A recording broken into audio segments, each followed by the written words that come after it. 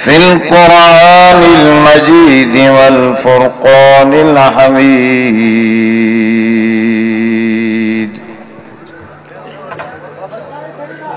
أعوذ بالله من الشيطان الرجيم. بسم الله الرحمن الرحيم.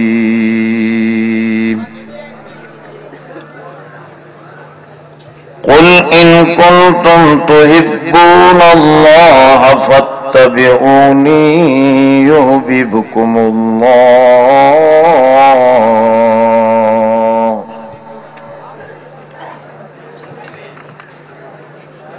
صدق الله العلي العظيم.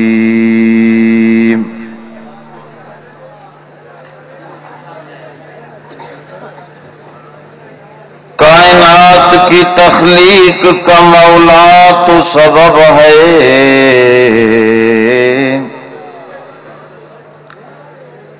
کائنات کی تخلیق کا مولا تو سبب ہے،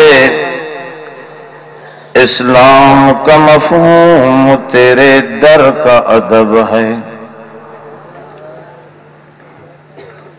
طٰہٰ میں ہے تیری صورت کا قصیدہ، قرآن میں یاسین تیرا نام و لقب ہے. والشمس میں ہے تیرے رخ انور کی تلاوت، واللیل تو مولا تیرے زلفوں کا قسم ہے. ہر طرف آئے تجلیاں تیری،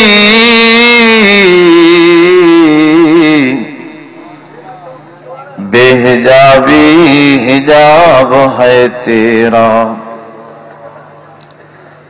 بخش دے میرے سب گناہوں کو،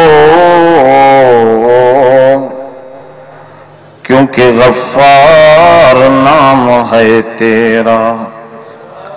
صلاة شریف بلند آواز. اللہم صلی علی محمد وعلی آل محمد كما صليت على إبراهيم وعلى آل إبراهيم إنك حميد مجيد. محترم دوستو، یہ آخری وقت ہے دعا جو امام غزالی رحمت اللہ علیہ لکھو ہے. آخری وقت میں جکنے کو مانو اچھی وہی با آیتوں قرآن مجید جو بھی پڑھے ہیں بدھے تو ان کے تہجد جو ثواب ملی ونے تو. یہ انتہائی وڈو وقت اساں تمام حضور سرور کائنات صلی اللہ علیہ وسلم جن جی سیرت بدھن جے لائے سجی رات ویٹھا رہا ہیں. اللہ تعالیٰ کا دعا ہے تو رب سائیں اساں جی ہی مقبول و منظور فرمائے. دوستن بدھاؤ تو سائیں جشن تمام بھی تو ملائندہ آئے ہو. اساں جیکنے جشن ملائیں تھا تو تمام بھی تو ملائندہ آئے ہو. دارالعلوم دیوبند جو 100 سالہ جشن تمام ملائیو، اساں حضور جو ملائیو تو ڈو تھی پہ. اصل کا لیا ہے تو دوست یہ حقیقت کے نہ تھا سمجھنا. جشن تو ہی بھی جشن آنا جے کو تمام اساں بیٹھا آئیوں، ہی کہیں جے لائے بیٹھا آئیوں حضور سرور کائنات دی سیرت سمجھن جے لائے. یہ طریقو صحابہ کا منقول ہے. حضور سرور کائنات صلی اللہ علیہ وسلم جو حدیثوں پڑھی ویندیوں، ہزارن جی تعداد میں صحابہ کرام انہن جا شاگرد ویندا ہا، راتن جو راتوں ہی بدھندا ہا، یاد کندا ہا. یہ ہے حضور صلی اللہ علیہ وسلم سا محبت ہے عشق جو طریقو. باقی جے کو شبیہ ٹھائے شہرن گھٹن ماں گھمن، جلوس جی ایکڑی خاص شکل ٹھائیں، انہیں کے فریضو سمجھن یہ سمورے گالیوں اضافی ہن جن کے ہی بدعت سمجھی کرے اساں جا علماء کرام حرام سمجھن تھا پر اصل گال چھائے ایکڑو مانو جدے برائی جو کم کندو ہاں تدے ان کے وہ پانچی برائی ضدیت جے کرے سمجھ میں نہیں دیا اللہ تعالیٰ اساں تا سبنی کے توفیق عطا فرمائے تو اساں پانجے کلام اللہ اے رسول اللہ ساں سچی محبت اے عقیدت جو اظہار فرمائیوں محترم دوستو ماں حضور سرور کائنات متعلق اوان کے چند گالیوں عرض رکھندس حضور صلی اللہ علیہ وسلم جن جا کمالات تمام گھنا ہیں جسمانی کمال روحانی کمال اسمی کمال حضور صلی اللہ علیہ وسلم جے اسم جا کمال حضور جا اصلی جے کے کمالات آہن اوے آہن علمی کمال حضور جن بن نبیان کے حصی موجزو ملیو موسیٰ علیہ السلام کے لٹھ ملی موجزو حصی ہو اکھن ساڑے سن میں بیو جے حضور سرور کائنات کے جو کو موجزو ملیو وہ ہی اللہ جو پاک کتاب جن کے علمی کمال چاہیے ہی حضور جو علمی کمال ہے اج تھوڑو چھو تو وقت تھوڑو ہاں ماں جی طبیعت بھی صحیح نہ ہوئی ڈاکٹر صاحب مجبور کیوں تو کہیں بھی صورت اچھو ضرور تو ماں تو آگے تھوڑو ایو توجہ دیاری دوستا حضور جو علمی کمال جو انداز چھا ہو کیڑے انداز جو علمی کمال ہو ان جو ہکڑو مثال ماں تو آگے دیا حضرت عمر فاروق رضی اللہ عنہ جنہیں ہجرت فرمائی تنہیں تلوار کھڑی باہر آئو کافر مکے میں دندنان پیا تو جنہیں ہجرت کئی ایسا انہوں سے وڑندہ سے تو سامان کھڑنے چھڑی دا اور حضرت عمر بہادر ہو تلوار لہرائیں آواز لگائیں بیت اللہ میں بھی آہے کو ماں جو لال جے کو پانچی گھرواری کے رن بنائے پانچے بچن کے یتیم بنائے ماں عمر سا ٹکر کھائے ماں سب سا وڑی کرے پانچو مال کھڑی مدینے ونجاؤ تھو ماں کے آہے کو روکن وارو تو رستو روکی یہ دندنائی دو رہے ہو پر کہیں کے جرت نہ تھی کہیں کافر کے جو حضرت عمر جو اگو تھی ایک گال انہیں پاسے تمہاں کے ایو توجہ پر مجھو سائیں محمد رسول اللہ احمد مجتبہ نکرن تھا پیا ہجرت کن تھا تمہاں کے خبر حضور سرور کائنات ہجرت کن تھا پیا پر انہی عالم میں جو ٹریڈین لکن تھا پیا غار سور جے اندر ابا بکر صدیق سان گجی آستے آستے چھپی چھپی نکرن تھا پیا سوال تھے تو تب بہادر کیر ہو محمد رسول اللہ یا عمر فاروق اب حضرت عمر جہڑا ہزارے گڈائیوں تو حضور جے قدمن جی مٹی جے برابر بھی نہ تھیندا جتری بہادری محمد مصطفیٰ جے اندر ہوئی وہ بیکے جے اندر تھوڑا توجہ تھا ویجو جو تو گالیوں آئے نسان جو باریک وقت ہے آخری ہاں مسئلو سمجھ میں نہ تو اچے تو ہی چھپی نکرے تو ایڈو بہادر چھپی نکرے تو ہو انکھا گھٹ بہادر آئے وہ دندنائے آواز سا نکرے تو یہ فرق چاہے یہ اکڑو ذہن میں قسم مائنہ کے چندو آیا علمی کمال چونکہ حضور سرور کائنات صلی اللہ علیہ وسلم جی بہادر بھی ہاں پر مسکینن جا آئیڈل بھی اتحانا لَقَدْ كَانَ لَكُمْ فِي رَسُولِ اللَّهِ أُسْوَةٌ حَسَنَةٌ قرآن مجید اعلان فرماؤ محمد مصطفیٰ کے آسان نمونوں بنائیو اب حضرت عمر اللہ تجلی کو نہیں ہاں حضور جن ان کے نمونوں پانچو بنائیو اتخذوا من بعدی سنت خلفاء الراشدین المہدین مکھاں بعد میں مجھے خلیفن واری سنت بھی اپنا جو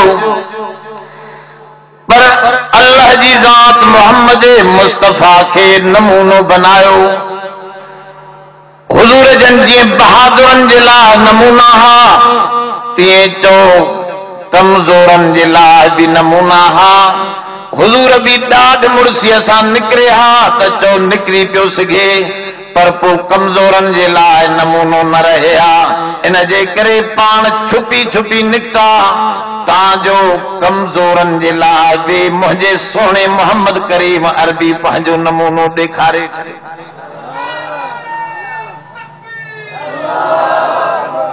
उनजो हिकिड़ो मिसाल मौलाना मसनवी रहमतुल्लाह अलैह ॾिनो आहे। अहिड़ा मां हाणे काफ़ी मिसाल आनींदुसि तव्हांजे साम्हूं। मौलाना मसनवी रहमतुल्लाह अलैह हिकिड़ो मिसाल ॾिनो आहे त वापारी हो पंहिंजे पुटनि खे चयईं, यारो मां वञां थो पियो फलाणे इलाइक़े नेशापुर में, ऐं ओॾो तव्हांजे लाइ कहिड़ियूं कहिड़ियूं सूखड़ियूं वठी अचां।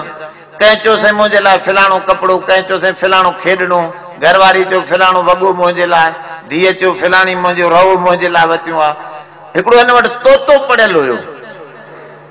तोते खां पुछाईं त तूं बि नेशापुर जो असली वतन तो जेॾे वञा थो, तुंहिंजो बि कोई आहे?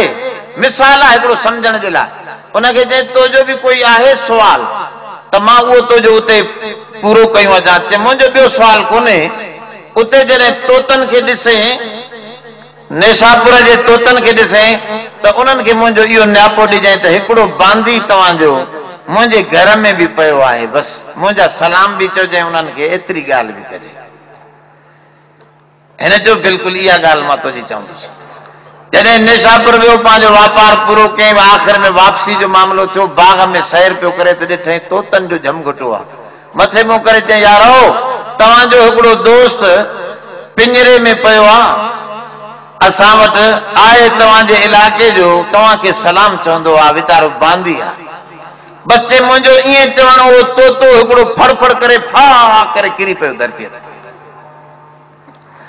मां हैरान थियुसि, मां सम्झो त शायदि ही तोतो जेको आहे मां वारे तोते जो को भाउ आहे या रिश्तेदार आहे या माउ अथसि या पीउ अथसि। उन वीचारे इन जी बांदी हुजण जी ॻाल्हि ॿुधी वीचारो किरी पियो। हे त वॾी अफ़सोस जी ॻाल्हि आहे। मां हीअं खणी ॾिठई, हेठि मथे करे ॾिसी यार मुयल आहे। वापसि आयो, जॾहिं घर में सभिनी खे सूखड़ियूं न, त तोते बि पुछियो, साईं मुंहिंजो न्यापो बि ॾिनो, हा। चई यार पोइ छा? चई साईं ॿियो कुझु न थियो, तो जो को रिश्तेदार हो, मुंहिंजो न्यापो ॾियण जी देरी हमरा फड़फड़ करे हेठि जो किरियो त मरी वियो। हिन जो इहो ॿुधो त हे बि उते फड़फड़ करे मरी वियो पिंजरे में। हिन ॿार कढी हेठि मथे हेॾे होॾे पाणी विधो, चई यार हे त मरी वियो। छोकिरे खे चई पुट हिन खे वञो होॾे दड़े ते रख, हाणे हे त वीचारो हे बि सदमे में वीचारो मरी वियो। जीअं जो दड़े ते रखे त तोतो फड़फड़ करे उॾरी हलियो वियो। मथे वञी वेठो, पुछे यार हे ज़ुल्म छो कई? चए यार तोखे ख़बर न पई, जॾहिं न्यापो तो उते वञी ॾिनो मुंहिंजो, तॾहिं मुंहिंजे रिश्तेदारनि मूंखे सबक ॾिनो जो निकिरणो थी त हीअं मौत जो अंदाज़ कर, जीअं उहो बि तुंहिंजो रिश्तेदार मुयो न हो, पर मूंखे निकिरण जो तरीक़ो सम्झायईं जो निकिरणो थी त मरंदे त पोइ तूं निकिरी ईंदे। अब इहो आहे उसवे हसना। मुंहिंजो सोनो बि 3 रातियूं हार में रही, चौ कमज़ोरनि खे तरीक़ो सम्झाए वियो त जो निकिरणो हुजे उमिरि वांगुरु ॾाढा मुड़ुस त निकिरी वेंदा, पर मां कमज़ोरनि जो ज़ामिन आहियां। मुंहिंजो तरीक़ो ही कमज़ोरनि वारो निकिरण जो आहे, तव्हांजो कमज़ोर माण्हू बि पंहिंजे इन अंदाज़ सां मुंहिंजे उसवे ते अमल कंदे जन्नत निकिरी अचनि।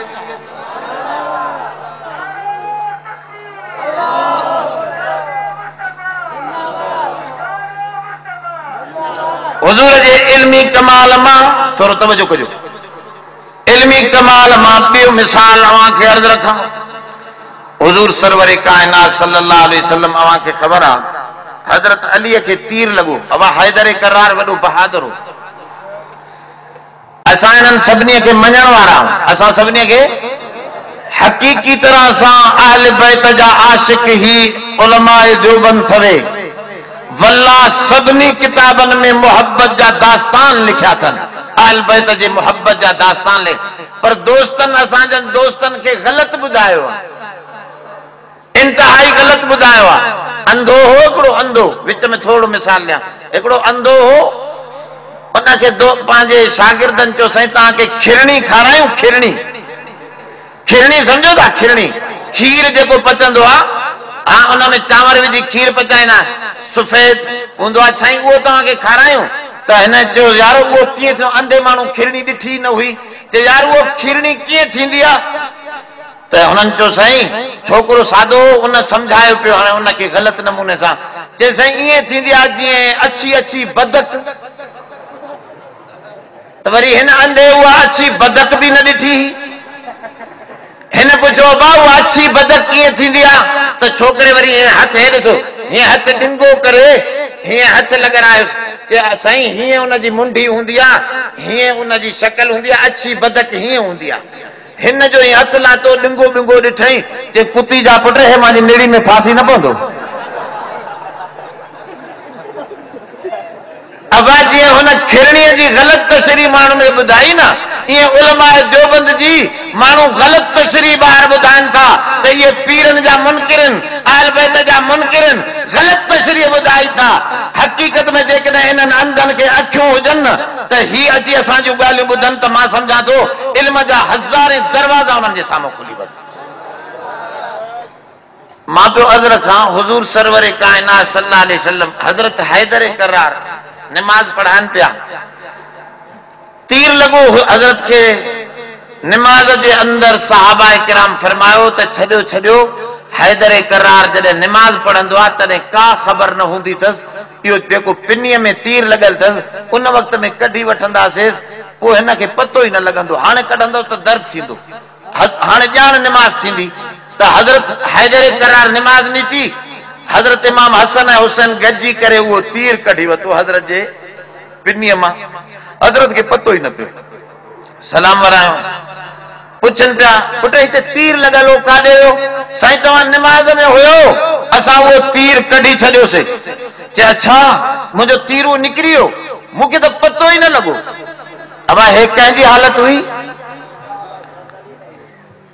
पर उन जे मुकाबले में बुखारी जी हदीस है मदरसो मौजूदा बुखारी खणे तो मां ॾेखारियां हुजूर जन फरमायो मां जॾहिं नमाज पढ़ाईंदो आहियां मुंहिंजे पोइतां औरतूं बि बीठियूं हूंदियूं औरतन जूं नंढड़ा नंढड़ा ॿार बि हूंदा आहिनि औरतन खे ऐं औरतन जा ॿार आवाज़ कंदा आहिनि रोईंदा आहिनि मुंहिंजी त दिलि चाहींदी आहे मां नमाज पढ़ंदो रहां कुर्रतु ऐनी फी सलात मुंहिंजो त अखियुनि जो ठार नमाज आहे चवंदो आहियां डिघी नमाज पढ़ां पर जॾहिं मां औरतन जे ॿारनि जे रोआट ॿुधंदो आहियां तॾहिं मां नमाज खे मुख़्तसिर करे जल्दी नंढड़ियूं सूरतूं पढ़ी सलाम वराईंदो आहियां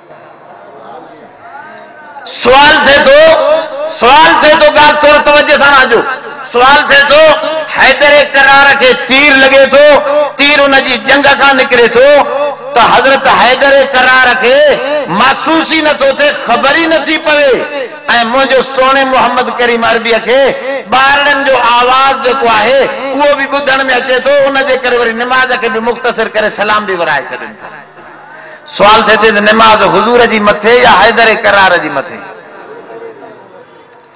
अब ॻाल्हि समझो था मां चवां थो हैदर करार पर सॼी काइनात जूं नमाज़ूं सब सहाबा जूं नमाज़ूं सब अंबिया जूं नमाज़ूं जेकॾहिं मुंहिंजे मोहम्मद मुस्तफ़ा जी हिकिड़ी नमाज सां तोरियूं वेंदियूं त मुंहिंजे सोने जी नमाज सभ खां मथे निकिरंदी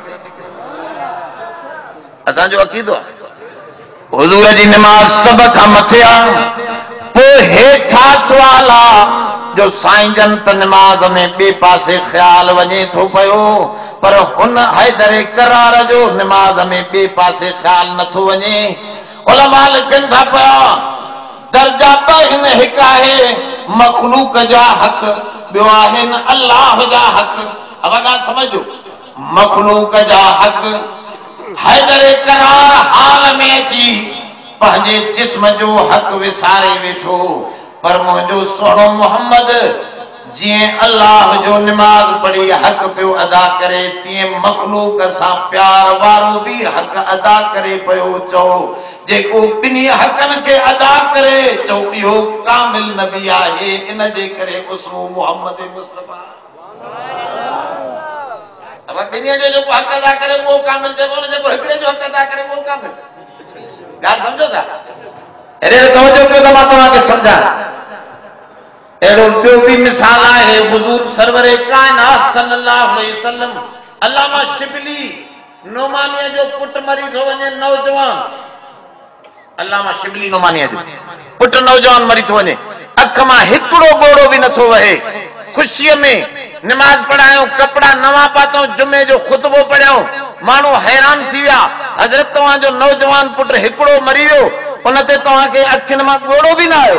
फरमायो हा मां अल्लाह जी रज़ा ते राज़ी आहियां। रब साईं जो पार मुंहिंजो रब जो इनायत थियल हो, उन वापस वतो। मूंखे कहिड़े दुख जी ॻाल्हि आहे। इन्ना लिल्लाहि व इन्ना इलैहि राजिऊन। असां सभु अल्लाह खां आया हूं, उन ॾे मोटूं था पिया। इन में छा आहे मसलो? पर हेॾे त शिबली वली आहे, उहो रोए नथो। बुखारी शरीफ जी हदीस खणी अचो। हुजूर सरवरे कायनात खे ॿुधाइण आया, साईं तव्हांजो फर्ज़ंद इब्राहिम सुडका ॾेई रहियो आहे। इब्राहिम हुजूर जन जो अहिड़ो सुहिणो ॿार हो जो उलमा लिखनि था पिया कान शबीहम बिरसूलिल्लाह, मोहम्मद मुस्तफा जो हूबहू डुप्लीकेट कापी हो। हुजूर जो फर्ज़ंद हुजूर जन आया, हज़रत उमर भी गदा, बस सहाबी ॿिया भी गॾनि। हुजूर जी झोलीअ में उन बचड़े खे रखियऊं। हुजूर जी झोली बुखारी जी हदीस किस्सो कहानी न आहे। झोलीअ में हुजूर जी झोलीअ में रखियऊं। वो उन झोलीअ जे अंदर सुडका भरे आखिरी दम ॾेई रहियो हो। हुजूर जे अखियुनि मां ज़ारो कतार ॻोड़ा वहनि पिया। दुनिया चवंदी आहे अल्लाह वारा पीर फ़कीर झोलियूं भरे ॾींदा आहिनि। असांखे त बुखारी मुस्लिम मां क़ुरान मां इहा हक़ीक़त मिले थी पई, झोली खसण वारो इमामुल अंबिया जी झोली ख़ाली करे थो त हुजूर रोईंदा वेठा। अब हेॾे ॿुधो, हज़रत उमर साईं खे हथ रखी करे फरमाई या रसूल अल्लाह अंत तबकी, साईं तव्हां बि रोयो था? त पाण फरमायो नअम नअम या उमर, मां भी रोया थो पियो। हा उमर, ला नकूल बिमा ला यरज़ा रब्बुना, मां उहे जुमला न चवंदुसि जंहिंते मुंहिंजो रब नाराज़ थी वञे। अना बिफिराकिकल महज़ूनून या इब्राहीम, मां अहिड़ा जुमला न चवंदुसि थो पियो त अखियुनि मां ज़ारो कतार रोए थो, ॾाढी मुबारक तर थी वञे। अवा केर बहादुर हो? मुंहिंजो सोनो मोहम्मद करीम अरबी चो कामिल उसवो हो, कामिल नमूनो हो। तवज्जो कजो, कीअं हिकिड़ो हक़ औलाद जो आहे, ॿियो हक़ अल्लाह जो आहे। अल्लाह जो हक़ आहे त उन जी कई ते राज़ी रहजे। हुजूर जन ये लफ्ज फरमाया ला नकूल बिमा ला यरज़ा रब्बुना, मां उहे जुमला न चवंदुसि जंहिंमें मूं ते रब नाराज़ थे। ये लफ्ज चई करे रब जी रज़ा ॻाल्हि ॾेखारियऊं, उन जो हक़ अदा कयूं ऐं पंहिंजे बचड़े ते रोई करे बचड़े जो भी हक़ अदा कयूं। चो कामिल मोहम्मद करीम आहे, छो त चो बच्चन जा भी हक़ अदा करे त रब जा भी हक़ अदा करे। माण्हू त हिक पासे वही वञनि था त ॿिए पासे जी ख़बर ई। इन जे करे फरमायो मुंहिंजे सोने मोहम्मद करीम अरबी तव्हांजो उसवो आहे। लक़द कान लकुम फी रसूलिल्लाहि उसवतुन हसना। हुजूर जन कुरान ऐलान फरमाए छॾियो त मोहम्मद मुस्तफ़ा तव्हांजे लाइ कामिल नमूनो आहे, जंहिंमें तव्हांखे समूरे हक़नि जी अदायगी नज़र ईंदी। कंहिं ॿिए खे नमूनो बनाईंदो त यकीनन हिक पासे झुकाव थी वेंदो। इन करे चओ असांजो रहबरो रहनुमा मोहम्मद मुस्तफ़ा। अब केर थींदो? असांजो रहबर और रहनुमा हुजूर सरवर कायनात आहे। असां उन जे तरीक़े खे अपनान इन जे करे हिन जाइ ते चयो कुल इन कुंतुम तुहिब्बून अल्लाह, जेकॾहिं तव्हां मोहब्बत चाहियो था रब सां त मोहब्बत जो ज़रियो बि चओ मोहम्मद मुस्तफ़ा जो इश्क आहे। असांजे हज़रत ताज महमूद इमरोटी चवंदा आहिनि गिदरो न खाधो, गिदरो पुछो त साईं छो न खाईंदा आहियो? चए इहा हदीस मां ख़बर नथी पए त हुजूर जन गिदरो हीअं खाधो या हीअं खाधो, हीअं कटियऊं या हीअं कटियऊं। ॻाल्हि सम्झो था? मता मां सुन्नत जे ख़िलाफ़ कटे विया, मां हुजूर जी एतिरी सुन्नत जी ख़िलाफ़ वर्जी बि। अब ॻाल्हि सम्झो था? इन खे चइबो आहे इत्तिबाए रसूल जो अंदाज़। असांजी न शादी हुजूर जे तरीक़े ते, न गमी हुजूर जे तरीक़े ते, न उथण हुजूर वारो, न सीरत न सूरत। चए त इस्लाम जो ख़ैर ख़्वाह मां आहियां। मुस्लिम लीगनि जो जलसो थियो, पोइ समूरे दाढ़ी वारा वेठा हुजनि, पाकिस्तान हिंदुस्तान जुदा, दाढ़ी कूड़िया, मथों एवो हीअं टोपियूं पयूं हुजनि कारियूं, अजीब अंदाज में वेठा हुजनि। चइनि पिया पाकिस्तान का मतलब क्या, ला इलाहा इल्लल्लाह, पाकिस्तान का मतलब क्या। त हिकिड़ो मौली साहब आयो, चएसि 5 मिंट मूंखे बि ॻाल्हाइण छॾींदो? उन्हनि चयो शायदि असांजी ताईद में ॻाल्हाईंदो। चएसि हा भई ॻाल्हायो। हीअं उन्हनि ॾांहुं हथ जो इशारो करे चवणु लॻो न सीरत न सूरत, न खालो न खत, न सीरत न सूरत, न खालो न खत, तुरा नाम महबूब गुफ्तन गलत। न सीरत मोहम्मद मुस्तफ़ा वारी, न सूरत मोहम्मद मुस्तफ़ा वारी। तव्हां खे चऊं त असां उन महबूब जा आशिक आहियो, इहो नालो रखणी चए ग़लति आहे। चओ सीरत ऐं सूरत हुजूर जी जन उलमाउनि जे अंदरि नज़र ईंदी, चओ इहे ई हुजूर जा ताबेदार सम्झा वेंदा। अल्हम्दुलिल्लाह हिकिड़नि माण्हुनि खे अहिड़े तवजो कजो, बसि आख़िरी ॻाल्हि थो कयां। हिकिड़नि माण्हुनि खे अदब आहे पर ईमान न आहे। अदब आहे, ईमान न आहे। बुज़ुर्गनि जो अदब, पीरनि जो अदब, सभिनी जे अॻियां हथ ॿधियूं बीठो आहे पर ईमान खां ख़ाली। ॿिया माण्हू उहे आहिनि जिन खे ईमान आहे पर इमामनि खे गारियूं, बुज़ुर्गनि खे गारियूं, इमाम अबू हनीफे खे गारियूं। सभिनी पंहिंजनि बुज़ुर्गनि खे क़ुरान हदीस असां डायरेक्ट सम्झूं था। उन्हनि खे ईमान आहे, चवनि था असां तौहीद वारा आहियूं, पर अदब खां ख़ाली थवे। ये ॿ शयूं जेसि ताईं गॾु न थींदियूं तेसि ताईं कामयाबी न थींदी। अल्लाह जे फज़ल सां ही उलमा देवबंद जेका एॾी अजीब जमात आहे, जिन खे अदब बि आहे त तौहीद जो अंदाज़ बि आहे, त इंशाअल्लाह पंहिंजे बुज़ुर्गनि ऐं पीरनि सालिहनि जो अदब बि चओ हिननि जे अंदरि मौजूद आहे, ॿियनि जे अंदरि अदब जी ॻाल्हि न आहे। हिननि उहा ॻाल्हि कई आहे जेका क़ुरान ऐं हदीस में बयान थियल आहे, उन अदब सां हुजूर जन खे हिननि सिंगारे छॾियो आहे। बसि दुआ कयो अल्लाह ताला ही असांजो वेहण क़बूल फरमाए।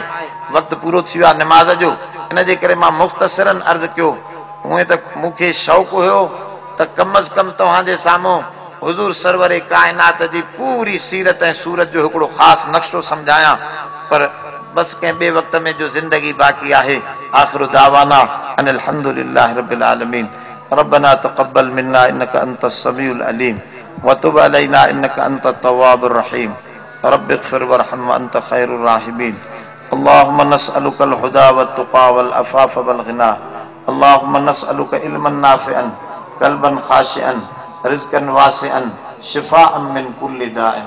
ला इलाहा इल्लल्लाह मुहम्मदुर रसूलुल्लाह।